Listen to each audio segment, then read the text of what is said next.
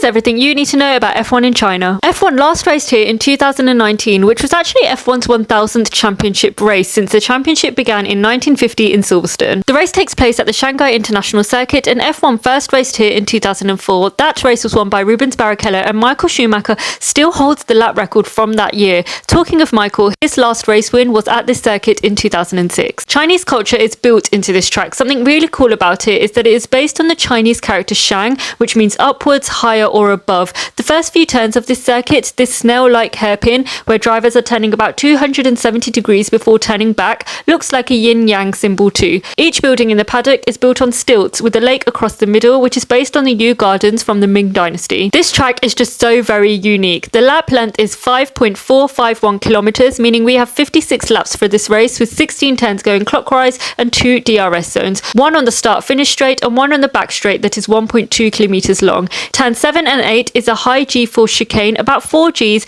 Turns 13 and 14 provide the best overtaking opportunities, as well as turn 6. For the pit lane, drivers have to go straight ahead at turn 16, as you see here, and the pit lane also has seen some moments here in the past, for which I've done a separate video on. Overall, it's a highly technical track. It's also the first sprint weekend of 2024. We only have one free practice session. Free practice 1 and the sprint qualifying is on Friday, followed by the sprint itself and the standard qualifying on Saturday and the race on Sunday. Pirelli have said that they expect this weekend to be a challenge after a 5-year absence. We've switched to new cars and 18-inch tyres since we last raced here. The track was originally constructed on marshy trackland, so whilst it's mostly flat in terms of elevation, only 7.4 metres between the highest and lowest point, in the past bumps would appear and the track surface was poor, although it has been resurfaced after the FIA did an inspection last year. That on its own is not so bad. However, Pirelli have said that they themselves have not been able to send engineers to assess the track in advance for pre-inspections, as is usually the case with new venues or tracks which have not been used in a while, so they're effectively treating it like a new circuit. Despite this, they have chosen the mid-range to cover all possibilities, the C2, C3, C4 as the hard, medium and soft. This track is hard on all tyres. There will be very little grip, but track evolution will be high throughout the weekend. This is a home race for Zhou Guanyu, which is so exciting. He's bought a beautiful helmet to this race, and it's also worth noting that whilst the majority of the drivers haven't driven here since 2019, for some it's actually even longer.